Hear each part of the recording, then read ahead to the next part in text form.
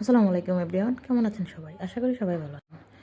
লোভনীয় স্বাদের এই মজার বড়ইয়ের আচারটি ট্রাই করুন আজই। খেতে অসম্ভব রকমের মজা হয়। আমি এখানে 3 কেজি কাঁচা এবং পাকা বড়ই হালকা রোদে শুকিয়ে নিয়েছি। তারপর বটাগুলো ফেলে দিয়ে সুন্দর করে পানি দিয়ে ধুয়ে নিয়েছি।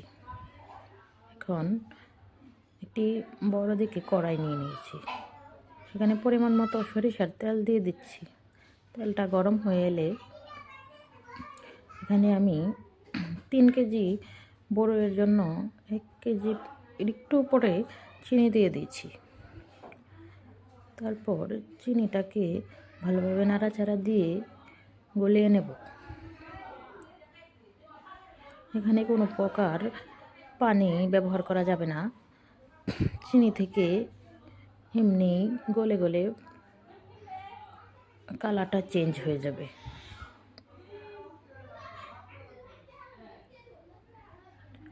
দেখুন চিনি শিরাটা একদম লাল হয়ে গিয়েছে।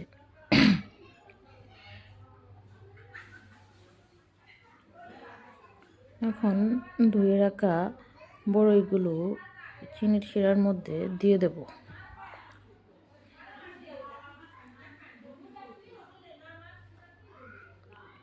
এখন উল্টে পাল্টে ভালো করে চিনির শিরার সাথে বড়ইগুলোকে মিক্স করে নেব। এইভাবে অনবরত নাড়তে থাকবো আর চুলার আঁচটা একদম মিডিয়ামে রেখে দেব, যেন বড়ইয়ের তলাতে না লেগে যায়। এইভাবে কিছুক্ষণ রান্না করার পর বড়ই থেকে এক্সট্রা একটা পানি উঠেছে। তারপর পরিমাণ মতো আমি এখানে লবণ দিয়ে দিচ্ছি। তারপর কিছু শুকনো মরিচ আমি শুকনো খোলায় ভেজে নিয়েছিলাম, এগুলোকে ভালোভাবে গুঁড়ো করে নিয়েছি। এখন এগুলো দিয়ে দেব।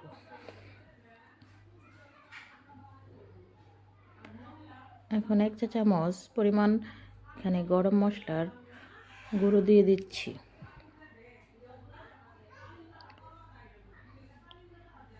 ভালোভাবে নাড়াচাড়া দেওয়ার পর এখানে আমি 1 চা চামচ পাঁচফোড়ন দিয়ে দিয়েছি। আবারও ভালো করে কিছুক্ষণ নাড়িয়ে নেব, যেন চিনি শিরাটা একদম শুকিয়ে যায়। এভাবে অনবরত নাড়তে থাকব।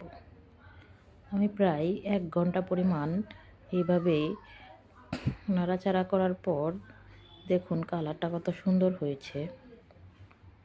ধন্যবাদ সবাইকে।